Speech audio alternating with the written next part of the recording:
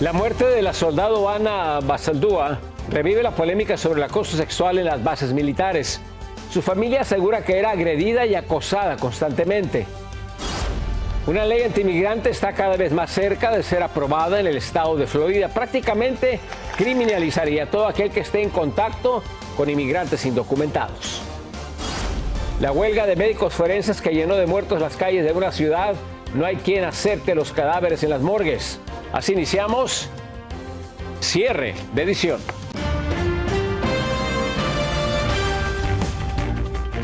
Muy buenas noches, bienvenidos a Cierre de Edición, les informa José Armando Ronstadt. Iniciamos con lo siguiente. A 3 años después del asesinato de la soldado Vanessa Guillón, otra joven latina, la soldado Ana Basaldúa, fue encontrada sin vida en la base militar Fort Hood en el estado de Texas. De acuerdo a los padres de la víctima, era acosada sexualmente. Su muerte está bajo investigación. Dayani López nos presenta la última información. La soldado e ingeniera de combate Ana Fernanda Basaldúa Ruiz, de acuerdo con testimonios de sus padres, fue encontrada aparentemente ahorcada. Pero varias ocasiones Ana Fernanda Basaldúa había informado a sus padres que estaba siendo acosada y hostigada sexualmente. Inclusive denunció la situación, pero el acosador, quien parece ser un supervisor, nunca fue castigado, mientras que ella fue trasladada a otro pelotón. Estaba muy cansada más que todo. De acuerdo a Alejandra Ruiz, madre de Ana Fernanda, su hija quería abandonar la milicia después de 15 meses porque estaba cansada y agotada por lo que experimentaba. Mientras tanto, su padre, días antes de la pérdida de su hija, recibió un mensaje de texto donde Fernanda le decía que quería morirse. Coincidentemente, esta soldado ciudadana estadounidense y originaria de Michoacán, México, murió en la misma instalación militar en Fort Hood, donde Aaron David Robinson asesinó a la soldado Vanessa Guillén en 2020. Si realmente hay tantos casos y todo, sí es muy bueno que haya algo que se pueda hacer en cuanto a cómo viven los chicos en este espacio. De qué manera son entrenados, tanto física como mentalmente. Según el último reporte del Departamento de Defensa y el Pentágono, los casos de acoso van en aumento. Tan solo en 2021, de 12,700 cadetes y guardiamarinas que eran parte de un entrenamiento académico en ese entonces, el 63% de las mujeres y el 21% de los hombres sufrieron acoso sexual. Ahora bien, los padres de Ana Fernanda Basaldúa exigen al ejército investigar exhaustivamente la muerte de su hija, ya que creen que fue asesinada, específicamente porque tenía planes de viajar unos días del 31 de marzo al 15 de abril. Dayanis López, Noticias Estrella TV. El estado de Florida muy pronto podría convertirse en el estado más peligroso y restrictivo para inmigrantes indocumentados y hasta para todos aquellos que estén cerca de una polémica propuesta del gobernador Ron DeSantis. Ha recibido el apoyo de un panel del estado estatal. Anthony Belchi está en Miami con todos los detalles. Un panel del Senado Estatal de Florida ha dado luz verde a una legislación migratoria mucho más dura propuesta por su gobernador. Aún no es vigente, contempla sanciones contra los que contraten indocumentados y obligaría a los hospitales a informar sobre los fondos que se destinan a los pacientes sin papeles. Pero lo más extremo es que se castigaría como una felonía de tercer grado al que vaya en un mismo vehículo con un indocumentado o si vive con él en el mismo hogar. Pensemos en los autobuses escolares, porque hay niños indocumentados que van a nuestras escuelas. O en los autobuses del condado, el transporte público, o la gente que maneja Uber o Airbnb. Esta ley no solo criminalizaría a los indocumentados en Florida, también a los ciudadanos estadounidenses. Estar con alguien sin papeles se castiga igual que los que poseen drogas o roban vehículos. Que tiene pena de cárcel y que te quitan tus derechos civiles en la Florida. A uno le quitan el derecho a votar, por ejemplo, por tener una felonía. En Florida, más de 720.000 ciudadanos americanos viven con una persona indocumentada y hay más de 130.000 hogares en los que al menos uno de los cónyuges no tiene papeles. Advierten que es una cruzada en toda regla. Políticas como esta son una falta de respeto a la población inmigrante. Y lamentan que todo esto forme parte de un juego político del gobernador republicano Ron DeSantis. Él va a competir contra Donald Trump y entonces él tiene que postularse como el candidato más de derecha, más antiinmigrante. La ley podría ser una realidad en poco tiempo, porque los republicanos son mayoría en ambas cámaras, por lo que ya se preparan varias movilizaciones en todo el estado. Desde Miami, Florida, Anthony Belchi, Noticias Estrella TV. Las tormentas se fueron del estado de California, pero el riesgo para habitantes de un pueblo sigue latente. Es en Porterville, donde el agua del lago Success no deja de subir. Ya provocó que el agua de la presa Schaefer se desbordara. Y eso, por supuesto, ha creado peligrosas condiciones para la gente que vive en ambos lados del río Tulare. Unas 100 familias ya han sido desalojadas. Lo peor es que se pronostica más lluvia para la próxima semana. La tensión entre Estados Unidos y Rusia subió de nivel. El Pentágono difundió hoy el video donde se ve claramente que aviones de combate provocaron el desplome al mar de un dron norteamericano. En Washington, Alfredo Miranda nos tiene lo último sobre esta muy polémica situación. Tras el encuentro entre cazas rusos y un dron de vigilancia estadounidense, el Pentágono hizo público un video en el que se advierte un caza ruso aproximándose por la parte de atrás del dron a alta velocidad y echando una descarga de combustible. En una segunda aproximación, otro avión de combate hace lo propio, pero se acerca demasiado. El video se interrumpe por unos segundos y cuando retorna se observa claramente el daño en la hélice del dron.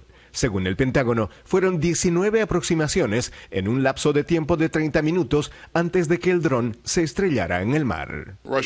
Aviones rusos se involucraron en un peligroso, irresponsable y comportamiento poco profesional en espacio aéreo internacional sobre el Mar Negro.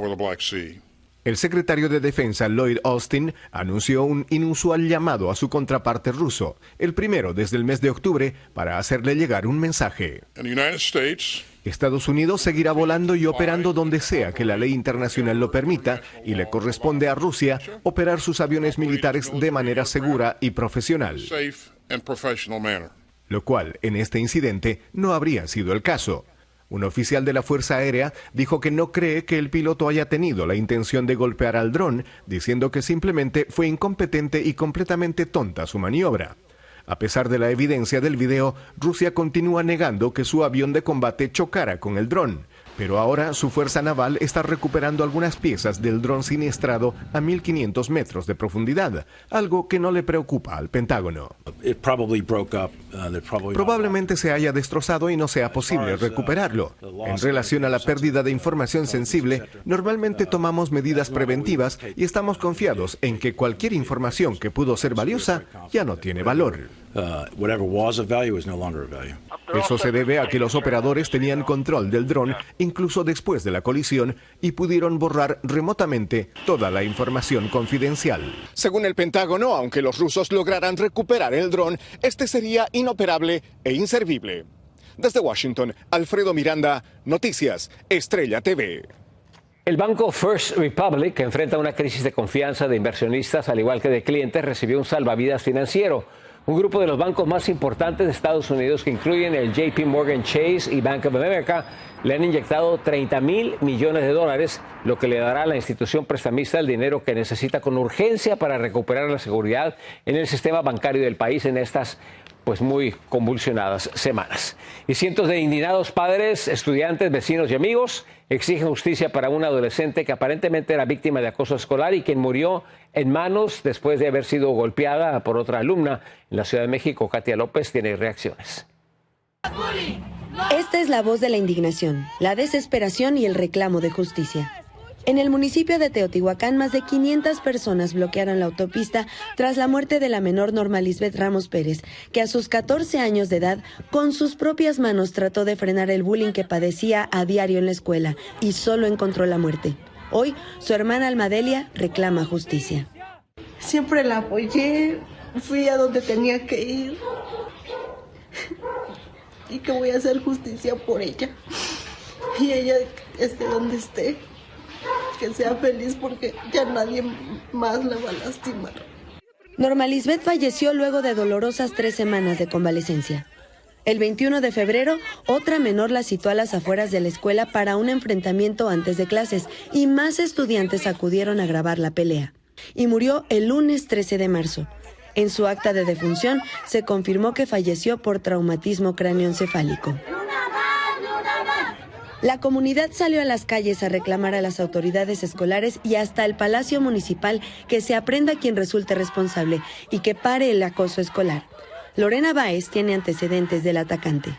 La menor ya se había conflictuado con más alumnas y que nadie había buscado una solución obviamente para tratarla o llamarle la atención para que ella no volviera a reincidir en lo mismo. Y por ello, desesperados, tomaron la autopista ante la posibilidad de que la presunta causante de esta muerte haya escapado. Parece ser que los rumores ella ya se fugó con todo y mamá. ¿Sí? Entonces, por eso queremos, señor presidente, que usted nos haga el grande favor de que no creo que se esconda abajo de las piedras, que dé la cara. Norma alertó de las agresiones físicas y verbales que padecía, pero nunca le hicieron caso. Es por ello que los habitantes piden la renuncia de los dirigentes del plantel.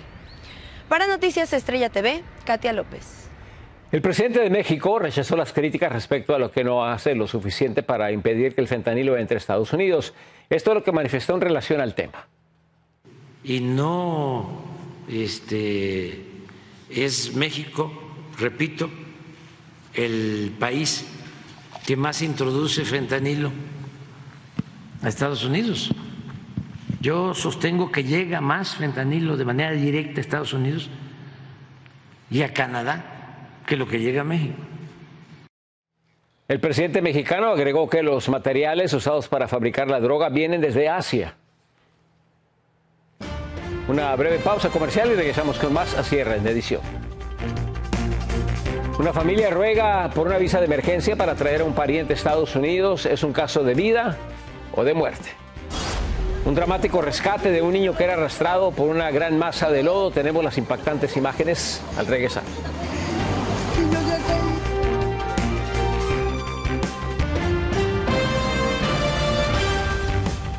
Una familia cubana en Florida está en una carrera contra el reloj para salvar la vida de un joven de 26 años. Se encuentra varado en Baja California, México, y necesita con urgencia una prótesis especial que podría salvarle la vida. Desde Miami, Freddy Machado nos tiene los detalles de esta historia. Traerlo para acá, a operarlo, vaya, que lo salven, que yo necesito que lo salven, ya que México no tiene esas posibilidades y están pidiendo demasiado dinero, mucho dinero, que eso nosotros no lo tenemos. El desesperado llamado de la señora Ivonne es para salvarle la vida a su sobrino Josniel, que recayó de su condición cardíaca cuando estaba de visita en México y ahora su estado es muy delicado. Un experto en migración dice que para estos casos existen los procedimientos. Usualmente el gobierno de los Estados Unidos te pide que tramites un visado B1, B2 para poder hacer algún tipo de tratamiento médico en los Estados Unidos. Sin embargo, en situaciones de emergencia, el gobierno te permite que apliques para un parol y que expliques, claro está, en el formulario que ellos te piden, de que necesitas tratamiento médico de emergencia dentro de los Estados Unidos. También el gobierno te va a pedir de que tengas un patrocinador. En el estado en el que se encuentra el paciente, sus mayores probabilidades de supervivencia están en Estados Unidos, trayéndolo desde Baja California vía terrestre. Su abuela, mis hermanas, mi hermano, todo el mundo, toda la familia está en Cuba. Y aquí me tiene a mí, y me tiene a mis hijos, me tiene a mi hermano. Una amiga de la familia ha estado buscando las ayudas necesarias, movilizando familiares y amistades en varios países que están atentos a su evolución. Solamente tiene 26 años y ningún ser humano merece perder la vida y mucho menos por algo que pueda estar en nuestras manos. Necesitamos apoyo. Que esto se escuche, que se haga voz, que se haga eco. Aunque se trata de un caso complejo, familiares y amigos de Josniel Méndez guardan la esperanza de ser escuchados y que puedan traerlo a Estados Unidos para su intervención quirúrgica y posterior recuperación. Freddy Machado, Noticias Estrella TV. Siguen sumándose los casos de personas que se curan totalmente del VIH. Esta vez fue un paciente de Nueva York que ya vivía desde el 2017 sin el virus. Sin embargo, los médicos hicieron pública la noticia hasta ahora por considerar que ya se puede decir que está curada. Los médicos atribuyen este resultado a un trasplante con células madre del cordón umbilical. Después de la pausa regresamos con más noticias. Sigan con nosotros. Cadáveres en las calles, forenses se van a la huelga y suspenden el levantamiento de cuerpos. 3 valientes hombres le arrebatan a un niño, se lo arrebatan a la muerte. El pequeño era arrastrado por un río de lodo.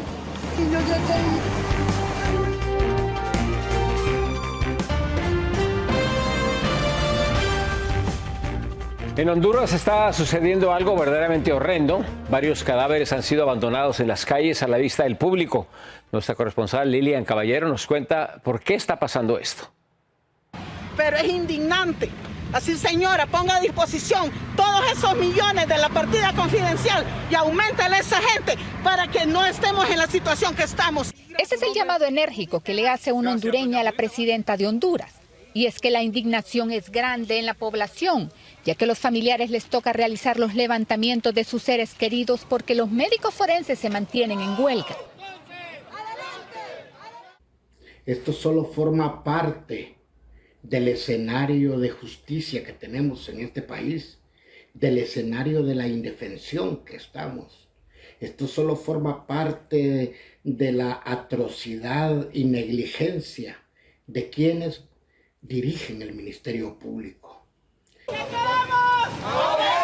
La huelga de los empleados del Ministerio Público lleva 6 semanas en las calles exigiendo un aumento salarial, pero se agudizó este lunes cuando suspendieron las autopsias y levantamientos a nivel nacional. Los levantamientos cadavéricos no se están realizando. No es nuestra intención ni nuestro interés afectar a la población, pero en vista de la falta de respuesta de autoridades, pues hemos tomado estas determinaciones. Para algunos familiares el dolor ha sido mayor, ya que las víctimas han tenido que pasar hasta 24 horas en las calles esperando por un médico forense. Ante esta crisis, la Policía de Honduras puso a disposición agentes policiales para realizar los levantamientos en acompañamiento de un juez de paz. En esta morgue de San Pedro Sula no están entregando los cuerpos que ya tenían las autopsias realizadas desde la semana anterior. En Honduras, Lilian Caballero, Noticias Estrella TV. En Colombia creció la tragedia por la explosión de varias minas de carbón. Hasta ahora ya suman 21 los muertos. El gobernador de Cundinamarca, Nicolás García, informó hoy que murieron otros 10 trabajadores que estaban atrapados. Ayer que le informamos el fallecimiento de 11 mineros. Se desconoce cuántos más siguen a 900 metros de profundidad, pero el gobernador prometió que seguirán buscando hasta sacar al último de ellos. Mientras tanto, en el Perú, un niño fue rescatado dramáticamente cuando era arrastrado por una corriente de lodo. Estas son las impresionantes imágenes cuando 3 hombres logran rescatar al pequeño totalmente cubierto de barro. El niño de tan solo 3 años de edad era arrastrado por la corriente que se produjo a raíz de las intensas lluvias de los últimos días. El menor sufrió varios golpes en la cabeza y fue hospitalizado. Sin embargo, aún no se logra identificar a sus padres. El hecho ocurrió en el distrito de San Juan Lurigancho de Lima. Y se estima que en todo México existen solo alrededor de 100 cuchilleros artesanales, un arte muy difícil y laborioso. Rubén Pereira habló con uno de ellos en el estado de Sonora y nos cuenta cómo se desarrolló esta interesante labor. Bueno, pues este es el pedazo de acero de alto carbono con el que vamos a forjar un cuchillo de herrero. Vamos a ver cómo nos queda. La fragua arde a 1800 grados Fahrenheit. Aquí Noé introduce el pedazo de acero que le da forma de cuchillo, forjándolo a golpes con el martillo. Tenemos que cuidar mucho la temperatura de la forja. Si está muy alta la temperatura se nos puede fundir el acero. Si está muy abajo se nos puede romper. Desde hace 5 años, Noé se convirtió de forma autodidacta en un cuchillero artesanal. Incluso participó en un concurso en el History Channel. Hacer un cuchillo por forja, un cuchillo de forma artesanal es muy laborioso, requiere muchos detalles y mucha técnica, no nada más es el arte que estás haciendo. Requiere mucho conocimiento del acero que estás trabajando. Desde que se convirtió en un cuchillero artesano de manera formal, Noé ha vendido cientos de cuchillos para distintos usos. Muchos de sus clientes son de Estados Unidos.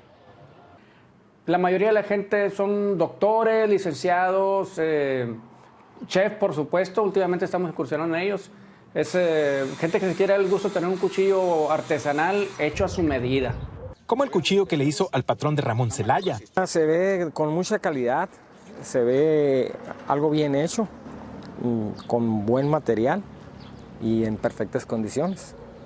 Pero no solo el cuchillo, sino también la funda de piel la elabora de forma artesanal, un oficio que para Noé se ha convertido en un estilo de vida que no pretende cambiar por nada. Y al final obtienes una pieza que es prácticamente única. Habrá similares, pero esa pieza es única y tú la hiciste. Es una gratificación muy grande, es difícil explicarlo. En Sonora, México, Rubén Pereira, Noticias Estrella TV. Regresamos después de la pausa comercial con más información. Militares creen que una nave nodriza extraterrestres estarían observándonos. Se lo vamos a explicar.